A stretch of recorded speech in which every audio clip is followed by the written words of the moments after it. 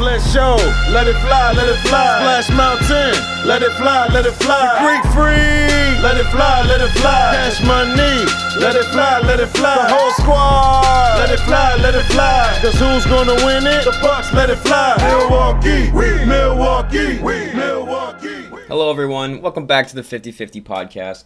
We're doing a little something different today, switching up a little bit. This is the first episode in what we're going to start calling a new series called the Quick 50, where it's just going to be one of us. And today it's going to be me, Connor.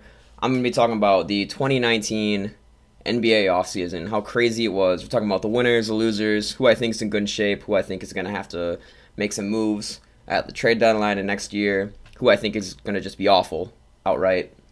But We're gonna do something different with just me. We've been busy all summer. Just a quick update about the channel.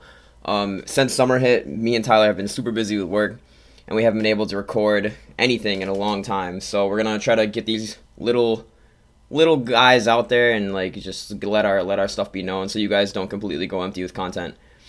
But so I have two.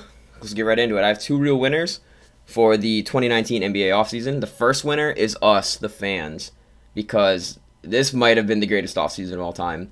Looking at everyone that moved, all these crazy trades, and the season's not over yet. There's still plenty of time for people to make some huge moves still. But the first winner of this offseason is definitely us, the fans, because it has been an absolute treat to watch everything unfold in the NBA. But as for the actual teams, I think, my personal opinion, I think the best team to come out of the trade deadline, the offseason, is the Los Angeles Clippers. I think they have an absolutely deadly defensive trio of PG-13, Kawhi, and Pat Bev. As you know, Kawhi left the Raptors, signed with the Clippers, and OKC promptly traded PG to the Clips. And I think that trio of defense, they also picked up Mo Harkless, who was great on the defensive end, and they re-signed Ivan Zubac, who's a great, reliable big man that actually did really well last year in the team. And I think they have the bench depth to really carry themselves, too. I mean, you got Sixth Man of the Year, Lou Will. You got Montrez. And Mo Harkless is going to be coming off the bench now. And I think they're going to be in really good shape. I think the Clips are the definite winner of this offseason. Well, that's it. You can now leave the video. No, I'm kidding. But on other winners, I feel, around the league, I'm going to start in the Western Conference. I'm going to definitely start with the Lakers. I think the Lakers, you look at all these signees. You got AD, Danny Green. They re-signed JaVale. They kept KCP. They signed Quinn Cook. Signed Boogie, which is huge. They signed Jared Dudley, who showed up last year in the playoffs. Avery Bradley. And they re-signed Rondo. I think, and they already have LeBron, obviously, and Kyle Kuzma. I think this squad is going to be pretty strong if they can stay healthy. But that's the biggest thing. I'm looking at a lot of these names, and a lot of these guys have problems with injury. And if they can stay healthy, I do see the Lakers being a problem, but I don't think they have the defensive prowess like the Clips or the Nuggets or the Jazz might have going down the road. But, I mean, LeBron is LeBron, and you can't really deny him. So we'll definitely see how the Lakers turn out. I think they're definitely one of the winners of the offseason. Another winner I see, and this might be a pretty hot take, but I definitely see the Rockets with the Russell Westbrook trade being a winner. And you might say, how are they going to win with two ball-dominant guards? But, I mean, they're both MVPs. They both know how to work with players. I mean, that's debatable with Westbrook. But I think the most interesting thing about the whole trade is that it came out after the trade that, this is what Westbrook and Harden both wanted. After PG left and then trade talks went out with Westbrook immediately, apparently the Beard and Brody were, the first ones to contact each other and say, hey, we need to play again. This has to happen. And that's what Westbrook wanted. He had his list. And apparently the Rockets were on the very top, and everyone else was a low tier. So I think if they wanted this, they're definitely gonna try to make it work. And the Rockets did re-sign Gerald Green and Austin Rivers, two huge bench players that can play inside out and have pretty good defensive presence. Not the best, but I mean it's the Rockets. All they do is shoot the ball anyway. So it doesn't really matter. Another winner is going to be the Jazz. I think the Jazz have one of the most low-key, best moves of the offseason. They traded Mike Conley. They traded for Mike Conley. And they also signed Bojan Bogdanovic, a reliable third option for Donovan Mitchell and Mike Conley. They picked up a great center off the bench in Ed Davis and Emmanuel Mudiay, a solid backup point guard. I think the problem with the Jazz has always been they've never had another scoring option besides Donovan Mitchell. He's always been their go-to guy, and they've never had someone to help him, and that's why Mike Conley and Bojan is going to really help this Jazz squad. The top, it's like 6 in the West this year. It's going to be such a toss-up. There's so many good teams with all these trades. It's the Jazz are definitely someone to not sleep on. The Nuggets had a pretty solid offseason too. I mean, they didn't do much, but they re-signed Jamal Murray, which I feel like Nuggets fans look at the Jamal Murray re-signing like us Bucks fans are looking at the Chris Middleton signing. Like from the outside in, you're like, oh, that might be an overpay. But from the inside out, you're like, he's solid. We need him. He's like part of the team. And I feel like that's like the equivalent to all my Bucks fans out there. Talk to your Nugs fans. See how they feel about the Jamal Murray re-sign. And then they also traded OKC for Jeremiah Grant. Solid role player. He can do it. Other winners in the West. OKC is not going to be good next year. Okay, and they're not even done with this offseason. But the way Presti has... I have 13 picks. I don't think that's true. I think they're going to get more. Especially because they re-signed Nerlens Noel. So they could be looking to move Steven Adams. And obviously they've said straight up that they don't want to see CP3 in a Rockets uniform for very longer. And they like I said, they kept Nerlens Noel, and they got Shai Gilgeous-Alexander from the Clippers. 2 young pieces. I mean, you can't build around Noel, but he's still a good starting center quality guy who can get you, a 10 and 10 every night if you want him to. But OKC, definitely not winners for the next season, but they're definitely winners for their future. Another winner would be the Blazers. The Blazers picked up Hassan Whiteside, which is going to be huge for them. They've never had that good of a backup center to get boards. Like after Nurkic went down last year, they picked up Enes Kanter, which he became their starting centers, and they had no one. They had like Miles Leonard and I don't even know. But I think Hassan Whiteside is going to be huge off the bench for them, especially with Nurkic coming back. I feel like if Nurkic would have been healthy, they definitely wouldn't have got swept by the Dubs in the Western Conference Finals last year.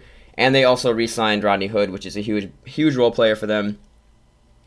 And I guess the last real winners of the West would obviously be the Pelicans. They got Zion, they got Jackson Hayes, who's been lighting it up in Summer League. Brandon Ingram, Lonzo, Josh Hart. They got Derek Favors, JJ Redick. This team is going to be crazy. I can't even tell you what their starting 5 is going to be now. Like Drew Holiday, Lonzo at 2, Josh Hart coming off the bench. I don't know. It's gonna be very interesting to watch the Pelicans go. They're a very young team. I don't know with how strong the West is. I don't know how far they're gonna climb. Like I said, top 6, even like the 8 playoff teams. It's gonna be questionable, man. I don't know. The West is pretty stacked this year. It's gonna be interesting. But some of the other signings, not real winners. I mean, there wasn't really any losers in the West, I see. I mean, maybe the Suns, they got Dario Saric and Ricky Rubio, which I guess is kind of good. I mean, they got Frank Kaminsky too, so I mean, that should make them automatic winners, I guess. But, I mean, the T-Wolves got Jordan Bell. Don't know what much is going to do for them. I think they're still trying to unload Andrew Wiggins on a team, but I don't know anyone who wants Andrew Wiggins. The Grizzlies got Andre Iguodala, who they're probably going to get rid of at some point soon. The Mavericks re-signed Porzingis, but, I mean, I don't know if it's going to make a difference because they really don't have the role players to put around Luka and Porzingis. I mean, they only won like 30 games last year. So is Porzingis really going to get you in the playoffs? Who knows? The Spurs picked up Damari Carroll. Solid piece for their team, I guess, but they're still kind of stuck in this like weird spot where they can't shoot threes, but they also are good. It's weird. I don't know. Golden State Warriors. They re-signed Clay and Kevin Looney. That's big, but they also lost, Kevin Durant. And Draymond Green's going to come up to a contract year next year, which is going to be interesting. They got D'Lo, which it's going to be interesting to see how he works with Steph, especially when Clay comes back next year. And Willie Cauley-Stein, who he is actually a pretty good fit for that Dubs team because he isn't your typical big man. He's not your typical starting 5, and the Warriors have always done well with the non-typical starting centers. So that looks like all for the West. The Kings got Trevor Ariza, Dwayne Dedman, and Harrison Barnes. It's going to go well with their young core. Like I said, though, the West, don't know how well they're going to do. And then for the East definitely has some losers. I'll highlight those guys first. I'm gonna say right away the Cleveland Cavaliers. I could not even tell you what these guys are doing with their lives right now. Like that whole front office. I mean, Darius Garland, great pick. Don't know if he's gonna turn out. There's a lot of questions around him, but him and Colin Sexton are gonna be a pretty interesting backcourt to watch. But otherwise, besides that, they did nothing. They didn't move Kevin Love. They signed no big free agents. The Cavs might be. I honestly think what the Knicks did, they're going to be better than the Cavs next year. The Cavs are definitely going to get last place in the entire league. But well, I guess we'll see. Speaking of the Knicks, I don't really think they're losers because they did sign some solid names, but they did sign a lot of power forwards. I don't know why. Julius Randle, Taj Gibson, Bobby Portis, and Marcus Morris. They're all like reliable, like 10 and 10 guys, but why do you need 4 power forwards? I don't know. The Knicks are, I mean, I guess, well, we'll see. They got Alfred Payton and Wayne Ellington. Chicago Bulls did almost nothing. They got absolutely dicked over in the draft. Like they got like the 7th pick or something when they were projected top 3. Chicago Bulls, whatever. They got Thad Young. Should be good to stop some of the big guys in the East because he was known for that. But how many wins Thad Young's gonna get you? I don't know. The Wizards definitely losers. They did trade away Dwight Howard, which is good, but they picked up IT, and that's kind of it. And an IT who's probably gonna get you maybe 10 points off the bench. Prove me wrong, IT. I really want to see you be good again, but I don't know. The Hawks really didn't do much. They dumped a few contracts and then picked up a couple other big contracts. So the point of that was, I don't know. They're definitely going to be interesting to watch Trae Young and John Collins go off again this year. And probably the biggest losers of the entire offseason, by far, the Charlotte Hornets. I couldn't even tell you what these guys are doing. I don't know what was going through Michael Jordan's head. They made no moves. They let Jeremy Lamb walk. They picked up Terry Rozier on a gross contract. Let Kemba walk. They didn't want to pay Kemba like the extra $3 million or whatever for the max contract, so they let him walk, and then they overpay Terry Rozier, who's not a starting point guard caliber player. I don't know, man. The East, the Hornets, the Cavs, the Knicks, we got all the shitter teams all over here on the East, and it really weighs us down as a division. But whatever. Shout out to my Hornets, Cavs, and Knicks fans. Please don't unsubscribe. But and then for the winners of the East, I think literally everyone else. There's so many good moves. Okay, no, hold on. The Pistons signed Derrick Rose, and that's kind of it. It's gonna be interesting with them next year. I don't see them getting into the playoffs again. Maybe we'll see. But as for everyone else in the East, there we go. That's the winners. First we'll start with the Heat. Jimmy Butler. Well, I don't know. I can't tell you how good Jimmy Butler is going to be on that Heat team.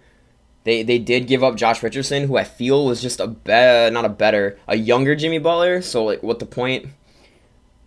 And I'm probably going to get some heat for that. That's a pretty hot take actually. But Jimmy Butler on the Heat with, all the other scoring options he has in yep. Anyway, the Magic re-signed Vucevic, which is an interesting concept considering I still don't understand why they drafted Mo Bamba if they're just going to keep Vucevic as their all-star center. They picked up Al-Farouq Amino and Bucks legend Michael Carter-Williams to round out their little bit of depth issue. The Celtics, people say they're going to be a better team with Kemba. I really don't know. The problem with the Celtics, I mean, they signed Enes Kanter. But here's my big problem with the Celtics right now. People are putting them like top 3 of the East, top 4 of the East next year. But they're going to get slaughtered in every game. Like, they have no one to guard. They got rid of Al Horford, and Al Horford was the best at guarding big men in the entire Eastern Conference. He could shut down Giannis. He could shut down Joel Embiid. He could shut down Blake Griffin. He could shut down any big Vucevic. They now don't have a guy. You think Enes Kanter is going to go out there and hold like Giannis to like 20 points a game? Absolutely not. Absolutely not. So they have no big men to contest with the rest of these dominant big men in the East. And I don't see Kemba. Like, I can see Kemba energizing their offense to take them, but they just lost so much defensive presence by getting rid of Al Horford. I just don't understand why they didn't prioritize Al Horford over like getting rid of Kyrie and signing Kemba. I don't know. I don't see the C's doing well. I mean, people prove me wrong, I guess, but I don't see it. The Nets picked up Taurean Prince, and then obviously KD and Kyrie. I really can't say if that's a win or not. It's pretty much up in the air. KD and Kyrie, two ball-dominant guys who people say they're not going to work, but it's kind of like Russ and Harden, you know? They were the ones who kind of, they wanted this. They talked to each other prior, and then this is where they both agreed to go. So it might work out when KD comes back, but I can't call them definite winners until KD does come back. No one really comes back from Achilles tears and like plays 100% besides like, you know, Akeem Olajuwon. So we'll see. I can't call them definite winners. I don't know. I mean, I know that KD and Kyrie kind of got DeAndre there, but why they need him over Jarrett Allen, Jarrett Allen's like just a better and younger DeAndre. If you're gonna bring DeAndre off the bench with Taurean Prince, I get that. You still have good bench players, and I guess Karis LeVert would start. If you bring Dinwiddie off the bench, that's not a bad 8-man rotation. They did lose DeMarre Carroll though. I guess we'll see. I obviously the Nets. You up front, the Nets are winners. They got KD and Kyrie. But as for their depth and their defensive presence and just like chemistry, I guess it's gonna be up in the air. Like I said, I don't think they're gonna get top 4 in the East. Kyrie can't carry a team with role players there like he couldn't do with the Celtics last year. So I don't know. The Pacers are looking good. Poor Brogdon. I will miss him. But I do agree. There was a post on the Bucks subreddit about how Brogdon plus Chris Middleton, when they were on the floor at the same time, they had one of the worst plus minuses as a duo in the entire Bucks team. And thinking about it, I do agree with how Chris Middleton and Brogdon kind of have the same play style and how they were kind of bogging each other down. So I am glad to see Brogdon go to a team with a guy like Victor Oladipo where he can play point guard again and where we don't have someone bogging him down also like Eric Bledsoe. And I think that's honestly might become one of the best backcourts in all of the Eastern Conference. Is going to be Oladipo and Brogdon. You put Brogdon at 1 and you put Oladipo at 2. They're interchangeable, not ball dominant, unselfish, good defensively, take smart shots, efficient. I think that backcourt, and I think the Pacers are going to do well. I do see the Pacers probably getting 3rd in the East this year behind the Sixers and the Bucks. But yeah, Brogdon, TJ Warren's a great pickup. Great 3-and-D wing to help deal with like Giannis and the other guys in the East who can sauce. And then Jeremy Lamb's pretty good pickup off the bench. Jeremy Lamb had sparks of brilliance last year, I guess, and he put a couple daggers in some people. But yeah, I do like the Pacers. I do think the Pacers are going to be 3rd in the East. I guess I'm working my way up. The Raptors didn't do much. I mean, there's not really much they could do. Spicy P's got to develop into their number 1 option. Kyle Lowry got his ring, so he's probably not going to coast, but he's, I guess, on the decline now. Let's say that. Kyle Lowry is definitely on the decline. Spicy P's got to develop. FVV is going to be hopefully a better option now. Like he was inconsistent 2 years ago. He showed up crazy hot in the playoffs last year. The Raptors are going to be interesting. I mean, they got Masai Ujiri, who's top 3 GMs in the game right now. So we'll see what happens around the deadline with them. But I don't think the Raps are going to be as good. Spicy P might carry them to the playoffs. Spicy P and Kyle Lowry. I could see like a probably 5th, 6th, 7th seed for the Raptors. But as to who I think is going to be 2nd in the Eastern Conference Finals, the Sixers, they made some moves. I don't know if I agree with the moves. I do see the point. I do see the point of dumping Jimmy, you know, like yada yada, not a team player, yada yada, locker room chemistry, whatever. And like, what better guy to be the complete opposite of that is Al Horford. You know, Al Horford, team player, great guy, great locker room chemistry. But what is Al Horford going to do for you when you don't have a shooting guard? Because they got rid of JJ Redick. So who's now your starting 5 is going to be Al Horford, Joel Embiid, Tobias Harris, and Ben Simmons. You got 4 big. They're literally building a Giannis wall. I don't know who coined that term. I've seen that a couple times, about how the Sixers built a Giannis wall, but that's what it is. But against like some of these crazy backcourts that are emerging with all these superstar team ups, I don't know how good the Sixers are going to be, and like the Sixers are going to suffer from the same thing they did last year, is having no bench depth. But I do think that the starting four, they did also pick up Kyle O'Quinn, who's a solid bench option for any of these guys. Really, I mean not Ben Simmons, but Al Horford, Joel Embiid, and Tobias Harris to take a rest. You still have three big guys, but this new Sixers tall ball style, the Giannis wall, it's definitely gonna throw some people for a loop, and especially especially with a coach like Brett Brown. I think he can do it well, but I don't think it's going to carry them as far as they think it's going to. It definitely has holes. It definitely has holes when it comes to the fundamentals of the game. But as for the last team to talk about, the hometown heroes, our boys, the Bucks, who I predicted are going to be first in the East again this year.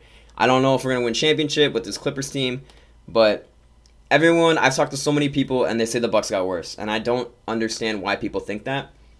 I look at the Bucks last year, and I see the problems we had was like no reliable third option of scoring, no what's the word, like paint presence when it comes to the defensive side, where we couldn't close out on threes. I mean, we couldn't close out on shooters. Our bench didn't show up, especially in the playoffs. Our bench couldn't show up, and I feel like John Horst did everything right to remedy all those things. He somehow managed to get picks for Brogdon, which should allow Middleton to become actual reliable second option, not inconsistent. I think Bledsoe is going to be a good, coming off of an all-team first D season, coming off the contract extension, knowing that he doesn't have to share the backcourt with anyone. I think Bledsoe is going to step it up this year. We signed guys like Robin Lopez and Wes Matthews. Wes Matthews, I've heard mixed reviews about him, but I think he's going to be a solid starting two if we do start him at two, whether it be him or Sterling. But like we don't need a two guard that goes above and beyond because we have Bledsoe in the backcourt, and that was kind of the problem. Or because we have Chris Middleton bringing the ball up. I feel like that was our problem, is we had so many people who wanted to score, or not wanted to score, who could score, and we had no role players on the other side to just grab boards, box out, gets in. We couldn't take Kawhi because we couldn't stop him. So now we got Wes Matthews, Robin Lopez, re-signed Chris Middleton, we re-signed George Hill, and we re-signed Brook. I think somehow the team got better fundamentally, as long as Chris Middleton.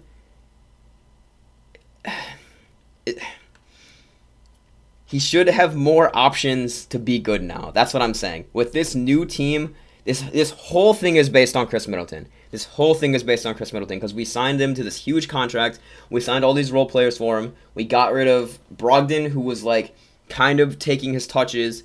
This whole thing is based on Chris Middleton. Obviously, with the reigning MVP, he's going to carry us every night if he can. But we do need that reliable second option in Chris Middleton. And I think the Bucks can do it. I think we still have the bench. Obviously, Horst isn't done based on last year. People forget that we came into last year. We still had Dellavedova. We still had John Henson. We still had all these guys on the team who got traded. So we come into the season, we still got guys like Ersan and still got guys like Ersan and like Pat, who might not be able to show up, and Horst obviously doesn't care. He will trade him, and he always makes the best moves. Whether they are the best moves or not, you can't really say because getting Nikola Mirotic last year was clearly not the best move, but it was a good signing at the time. We thought it was gonna work, but like I said, I think the Bucks, Chris Middleton, will be the reason we make Eastern Conference Finals next year, or will not be the reason.